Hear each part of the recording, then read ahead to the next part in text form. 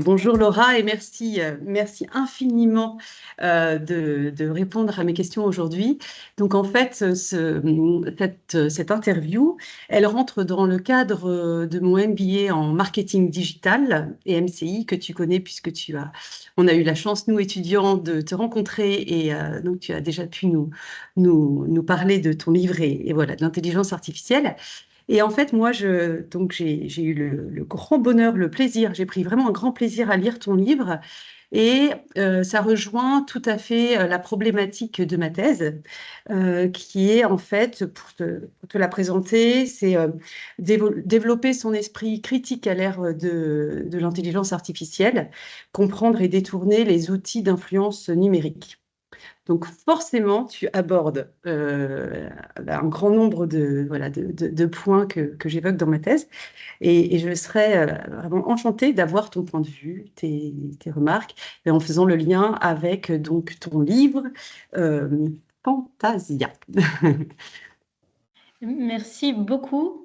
C'est vraiment un plaisir. C'est doublement un plaisir déjà parce que j'ai découvert l'intelligence artificielle grâce à une thèse professionnelle aussi.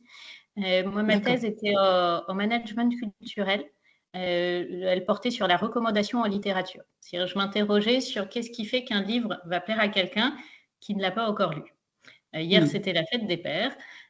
Donc, on se demandait comment est-ce qu'on peut choisir un livre qui va plaire à quelqu'un, alors que si on offre un livre, bon, il vaut mieux que la personne ne l'ait pas encore lu et le découvre. Et donc, bien sûr, il existait des moyens déjà tout bêtement, demander aux gens qu'est-ce que vous voulez lire. Mais en général, la réponse quand on demande qu'est-ce que vous voulez lire, c'est je veux être surpris ou je ne sais pas. Et donc, l'intelligence artificielle, déjà à l'époque où je rédigeais la thèse professionnelle, c'est en 2017, pouvait apporter des réponses par comparaison. Parce que je voyais ce que faisaient Deezer et Spotify avec la musique en termes de recommandations. Je voyais ce que faisait Netflix, qui d'ailleurs était probablement, je pense, meilleur à l'époque parce qu'ils n'étaient pas encore producteurs, ils étaient surtout plateformes, donc ils ne cherchaient pas à survaloriser leur propre production, mais plutôt à comprendre quels étaient les goûts des gens. Et donc, l'approche de la donnée par pattern, plutôt qu'une approche très procédurale, algorithmique, s'appliquait bien à la recommandation littéraire. Donc, c'est là que j'ai commencé à m'intéresser à l'intelligence artificielle, que je me suis tournée vers Google Agriculture, qui est une petite équipe au sein de Google qui a 8 millions d'œuvres et qui les organise par similarité visuelle pour certaines expériences. Et donc, pour moi, ça a été une grande inspiration pour la thèse professionnelle. Et sans cette thèse, je pense que j'aurais même pas découvert, en tout cas pas de façon aussi pratique et vécu l'intelligence artificielle que maintenant j'essaye de raconter, toujours avec cette approche pratique dans des contes et légendes, des récits courts, des brèves, des fables, de montrer, et je pense que ce qu'il est le plus important de montrer dans l'intelligence artificielle, c'est les données et c'est les IA analytiques, c'est-à-dire toutes ces IA qui vont faire de la recommandation, de la curation, de la sélection personnalisée, et qui donc vont avoir un rôle, évidemment des effets sur l'esprit critique, puisque c'est ces IA-là, le plus souvent invisibles, qui déterminent l'information qu'on voit sur les réseaux sociaux, qui optimisent les liens qui vont être en première page sur les moteurs de recherche, etc. Donc, c'est surtout celle-là que j'ai voulu montrer. Je m'intéresse un peu moins aux IA génératives parce qu'elles sont très impressionnantes, mais en général, on sait quand on les utilise. On ne sait pas toujours quand Oui. on est exposé à des productions d'IA génératives. C'est encore une énorme question, les deepfakes, les textes Mm. générés. Mais je pense que la modification d'images et de textes existait déjà bien avant l'intelligence artificielle. Là où elle est particulièrement dangereuse, c'est dans son rôle de catalyseur, lorsqu'elle va Mm. cibler ces fausses informations auprès des personnes qui y seraient le plus sensibles. Oui. Donc, c'est là qu'on se rejoint entièrement. C'est pour ça que ça me touche beaucoup d'intervenir aujourd'hui. C'est sur ce croisement entre à la fois les capacités fantastiques de l'intelligence artificielle pour comprendre ce qui va plaire à quelqu'un et ses usages extrêmement dangereux parce que quand on sait ce qui va plaire à quelqu'un, on peut lui envoyer un message ciblé, publicitaire ou politique, voire même plus dangereux. C'est ce que j'ai beaucoup aimé dans ton livre, c'est que en fait, c'est beaucoup de petits récits, d'anecdotes, mais qui touchent quand même des sujets très profonds. Donc, tu l'abordes sans être non plus, comment dire, très, très pessimiste. Enfin, il y a, il y a, il y a, il y a une... C'est ça, j'essaye de ne pas juger, sans vraiment de jugement. montrer, de Oui, raconter oui. et de laisser le lecteur se faire son opinion. Donc, ton livre, Fantasia, donc il découlait directement de ta thèse? En fait, c'est surtout la thèse qui m'a fait découvrir l'intelligence artificielle, puisque je ne viens pas d'un milieu particulièrement scientifique. J'ai fait un bac S essentiellement parce qu'on me disait ça va t'ouvrir toutes les portes. Mais ce qui m'intéressait, c'était ces portes ouvertes, c'était la diversité des disciplines, c'était de pouvoir les croiser. Et la thèse professionnelle m'a permis de voir comment la technique pouvait aider à la recommandation littéraire. Et de façon générale, je m'intéresse beaucoup à tous ces domaines où la technique est nécessaire, mais pas suffisante. À la photographie, par exemple, où évidemment que c'est important de savoir voilà, qu'est-ce qu'un obturateur, comment fonctionne un appareil photo, toute la partie plus technique de la photographie. Mais si on fait que ça, on ne fait pas de la photographie. Même chose en médecine, dans tous ces domaines qui sont au croisement des disciplines et qu'on a un peu trop abordé en silo jusqu'à présent. Heureusement, c'est en train de changer. Et évidemment, ça concerne l'intelligence artificielle. Aujourd'hui, ça me semble même dangereux d'avoir une approche uniquement scientifique de l'IA, de se demander uniquement comment ça marche, qu'est-ce que ça peut faire, et d'en négliger les enjeux sociaux, éthiques, politiques. Tout à fait. Évidemment que les grandes questions de comment développer son esprit critique, qu'est-ce que ça veut dire l'esprit critique à l'heure des intelligences artificielles, ça fait entièrement partie du champ de l'IA aujourd'hui. Et c'est nécessaire de l'avoir à l'esprit lorsqu'on parle d'IA, de ne pas avoir que le comment, mais aussi le pourquoi, le comment on l'utilise, auprès de quel public, etc. Oui. Et tu évoques d'ailleurs très justement l'ère de post-vérité entre les fake news, les deepfakes. Est-ce que tu penses qu'on a encore les moyens en fait d'éduquer nos enfants? Parce que je suis maman de 3 enfants, donc particulièrement sensible sur ce sujet. Est-ce qu'il est encore temps pour éduquer nos enfants à développer leur esprit critique? C'est une très vaste question. Il faut vraiment s'entendre sur déjà ce qu'on appelle la post-vérité, qui est un terme très fourre-tout, mais qui fait part aussi de notre dénuement conceptuel. On ne sait pas comment appeler ces images qui sont vraisemblables, qui sont possibles, qui sont issues de statistiques, donc qui reflètent quelque chose du réel, mais qui n'ont pas existé. Quand on voit un visage généré par intelligence artificielle, par exemple, ça va être un visage qui n'a jamais existé, qui n'a jamais vécu, qui n'a jamais... Pourtant, c'est quand même un visage authentique et possible. Donc, comment est-ce qu'on appelle ça? Dans le livre, j'ai bien aimé, parce que je trouve ça intéressant, mais c'est pas une réponse en soi, mais souligner que en français, donc on a un seul mot pour parler de la vérité. En russe, il va y avoir 2 mots.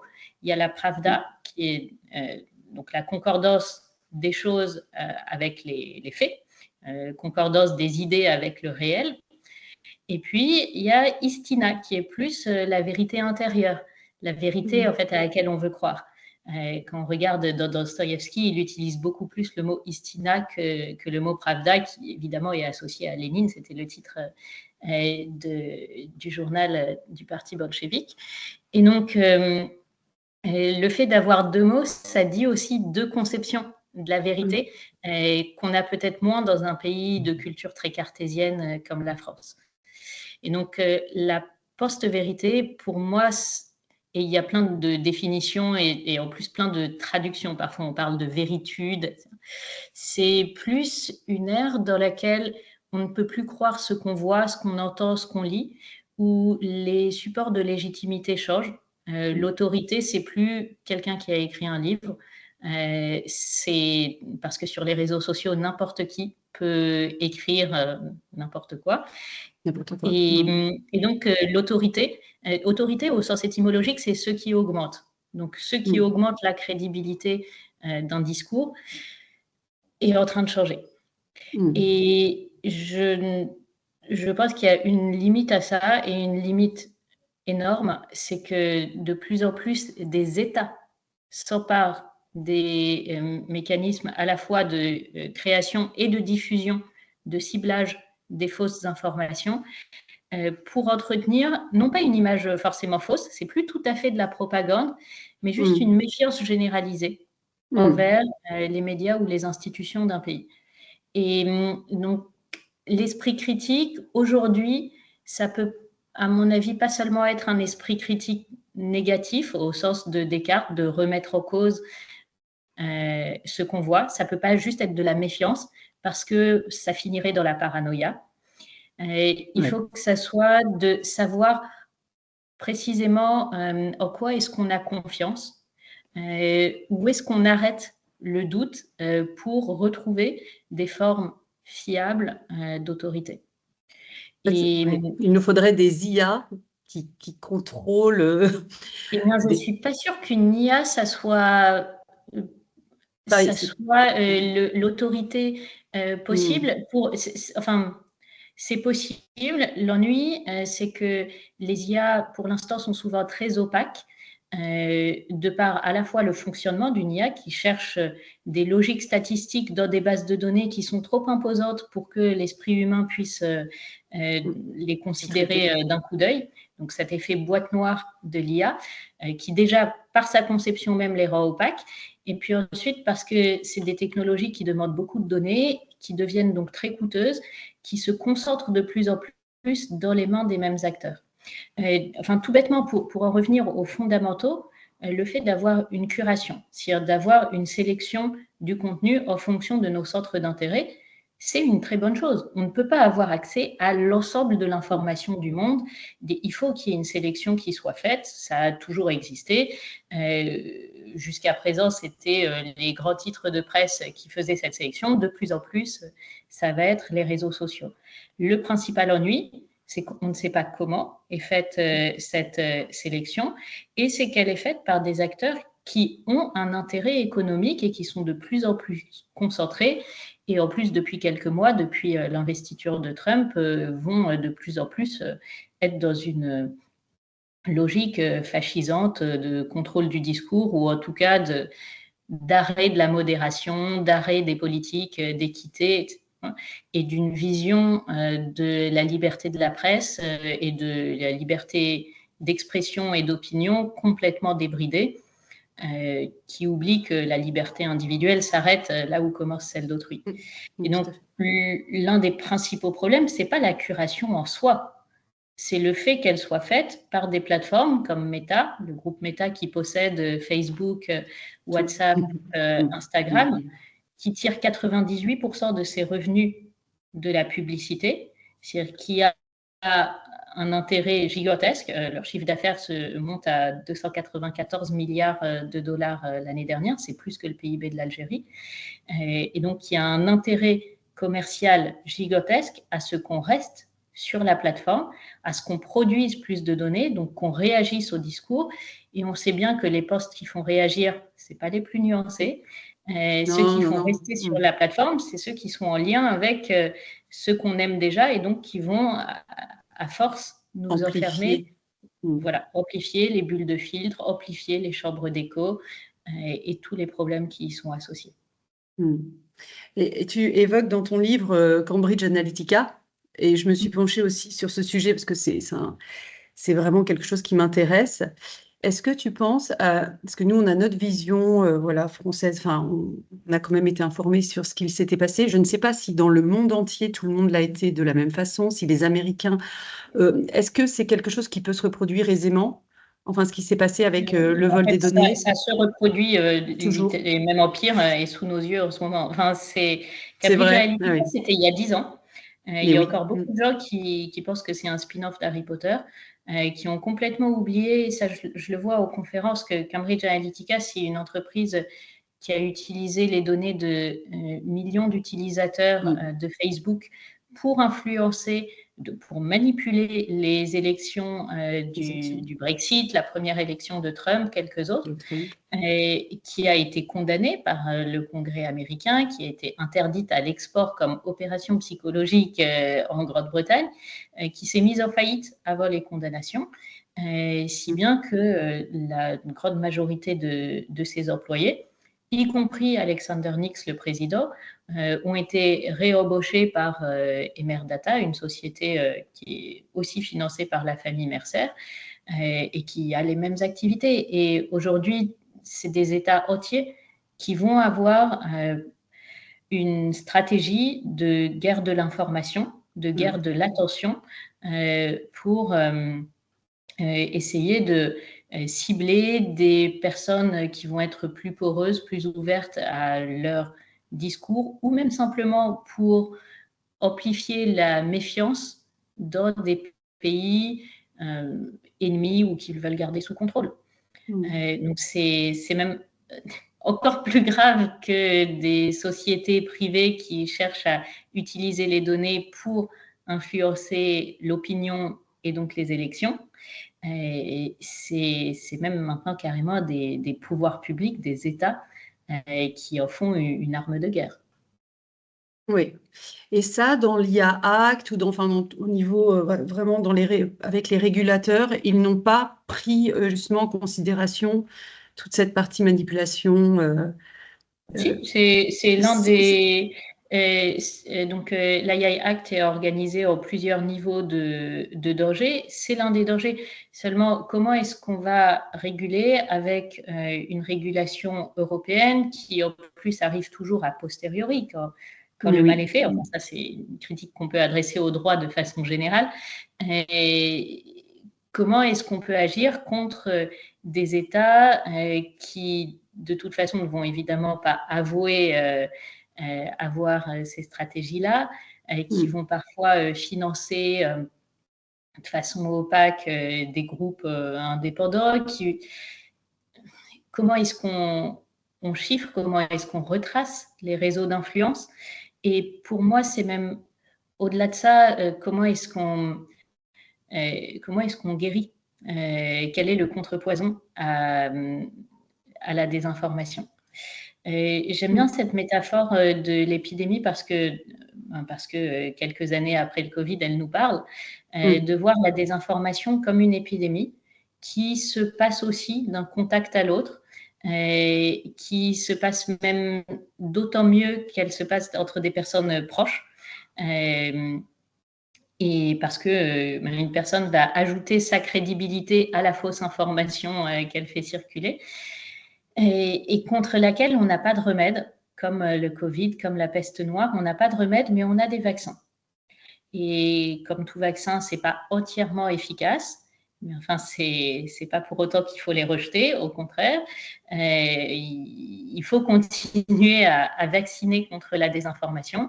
Et ces vaccins, ça va être essentiellement de l'éducation aux médias et à l'intelligence artificielle. J'ai vu un exemple récemment à Strasbourg. Il y a un tiers-lieu qui s'appelle le Shadop, qui fait de l'éducation au numérique. Donc, dans ce tiers-lieu, il y avait des intervenants qui parlaient à des enfants et qui leur montraient des photographies entièrement générées par IA, mais qui avaient été générées dans le style de l'INA, des Archives nationales. Et donc, qui leur montraient des photographies de la cathédrale de Strasbourg, qui n'a qu'une seule tour, elle a été construite sur une nappe phréatique, mais ils avaient généré des images de la cathédrale de Strasbourg en noir et blanc avec 2 tours, donc de fausses images, d'une deuxième tour qui n'a jamais existé. Ils l'ont montré à des enfants qui savent que la cathédrale n'a qu'une tour, qui l'ont vue, qui ont grandi à l'ombre de la cathédrale, qui savent. Eh bien, plutôt que de dire c'est des images qui ont été générées, le premier réflexe des enfants, ça a été de chercher à réconcilier ce qu'ils avaient sous les yeux, qui paraissait vrai, avec ce qui aurait pu l'être. Et donc, ils ont commencé à dire peut-être que la deuxième tour est tombée dans un bombardement allemand. C'est vrai, j'ai entendu qu'il y avait eu une guerre avec les Allemands, il y avait eu des canons, il y avait eu... Bref, ils cherchaient à réconcilier ce qu'ils avaient sous les yeux parce qu'une image, ça s'impose. dans l'esprit avec ce qu'ils pensaient possible. Et on a tous ce réflexe-là. Bon, là, c'était particulièrement visible. Et quand il s'agit d'enfants, c'est-à-dire d'informations qu'ils vont retenir et avec lesquelles ils vont grandir, c'est d'autant plus inquiétant, évidemment. Oui. Mais on a tous ce réflexe-là. C'est pour ça que juste l'éducation aux médias ne suffit pas.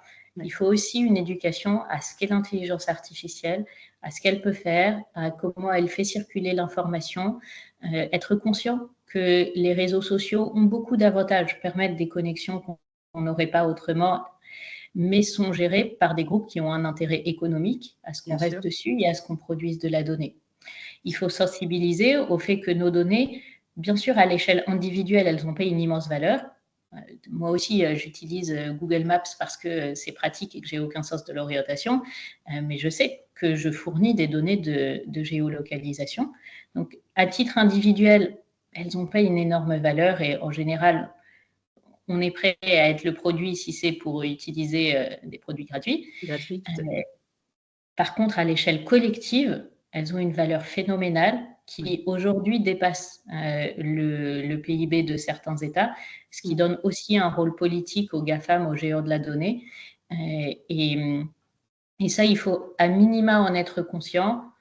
Et j'aurais envie d'aller plus loin et dire, voilà, pour l'instant, il n'y a aucune union entre tous les producteurs de données.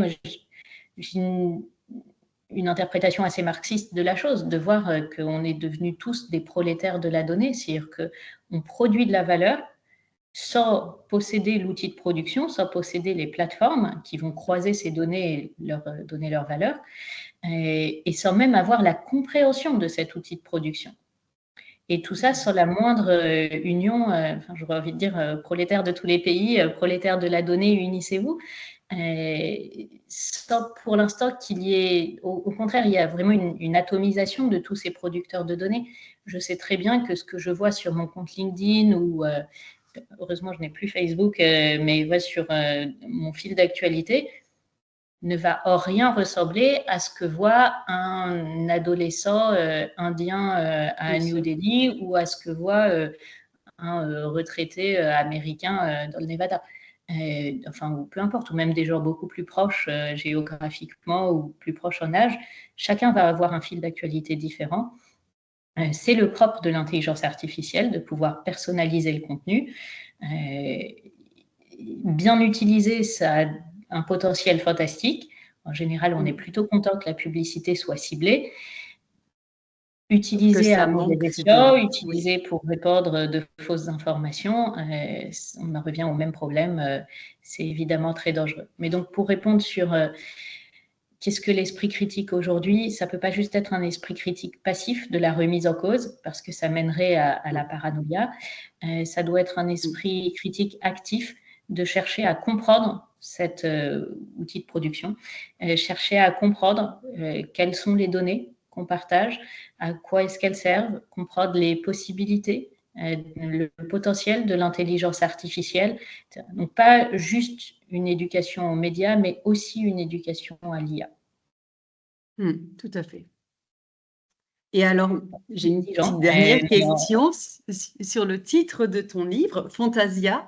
Tu l'as appelé ainsi en référence à l'univers de Disney avec quand Mickey n'arrive plus à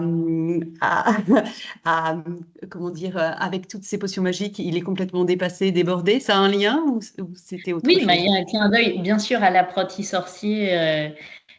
Donc, quand Disney dessine l'apprenti sorcier dans Fantasia 2000, avec Mickey Mouse, il s'inspire d'une musique le compositeur m'échappe. Le livret a été écrit par Goethe et c'est aussi une manière de rendre accessible, avec Mickey au chapeau de sorcier, des histoires éternelles, enfin des histoires du genre humain. L'apprenti sorcier, on peut tous s'y reconnaître, surtout à l'heure de l'intelligence artificielle. Et c'est aussi ce que j'ai voulu faire avec Fantasia, rester exigeant sur le fond. C'est des sujets complexes et techniques, les sujets d'intelligence artificielle, mais faire les hippopotames en tutu et les souris en chapeau de sorcier qui le rendent accessible. Donc oui, il y a un clin d'œil à Fantasia. Mais peut-être que vous avez vu l'autre référence aussi. c'est moins connu. Mais au Maghreb, les fantasias, c'est une tradition de grottes chevauchées, sabre au clair, Ah ou oui. alors où les gens vont tirer en l'air dans des grottes de démonstration quelque part entre la caravane et la danse. Enfin, c'est très impressionnant. Et comme l'intelligence artificielle, c'est à la fois fascinant, c'est coloré, c'est bruyant, c'est violent, c'est fascinant et c'est effrayant. Et ces deux aspects, pour moi, sont indissociables de l'IA, où je reste émerveillée par tout ce que ça change, tout ce que ça permet, tout en étant très inquiète, évidemment, de ces développements, de ces usages. Et je pense que ces deux faces sont indissociables dans l'IA. Donc, c'est aussi, bon, c'est plus léger, mais j'ai aussi essayé d'exprimer ça par le titre. Très bien. C'est parfait. Merci beaucoup, Laura. C'est un immense plaisir d'avoir pu discuter avec toi. Et puis, c'est tellement clair et limpide. Enfin, bon, forcément, ça pose plein de questions, mais un immense merci. Merci beaucoup. Merci beaucoup. Si je peux juste conclure sur les messages clés. Déjà, l'IA, Oui. évidemment, c'est pas que l'IA générative, c'est aussi les Non. IA analytiques. Mais c'est celle-là que j'ai voulu montrer parce que elles sont plus souvent invisibles alors qu'elles ont un impact sur notre quotidien. Et donc, l'esprit critique à développer face à ça peut plus se contenter d'être un esprit critique passif du doute, parce que répandre le doute, c'est aussi faire le jeu de ceux qui utilisent l'IA pour mener à l'abstention, et donc influer sur des élections, en particulier quand c'est des élections où il n'y a que deux possibilités, comme le Brexit, où on vote oui ou non, ou l'élection américaine, où on vote démocrate ou républicain, puisque s'abstenir pour un parti, quelque part, c'est donner plus de chance à l'autre. Et donc, on ne peut pas se contenter de répandre le doute. Il faut aussi un esprit critique plus actif qui cherche à comprendre comment fonctionnent les plateformes, comment fonctionne l'intelligence artificielle, avec quelles données, ce qu'elles sont. Et donc, ça, c'est un travail de veille permanent, de compréhension. Moi, j'ai essayé déjà de les raconter. Je sais que c'est insuffisant, enfin, c'est un début. Merci beaucoup de m'avoir reçu. Merci Laura. Non, c'est un immense plaisir et je n'hésiterai pas à recommander donc ton livre qui est formidable et qui approche l'intelligence artificielle. Alors, je ne sais pas si c'est peut-être un petit peu flou. Ah, le jaune sur jaune, ça ne va. Ah, la reconnaissance d'image. Ouais, exactement. Fantasia.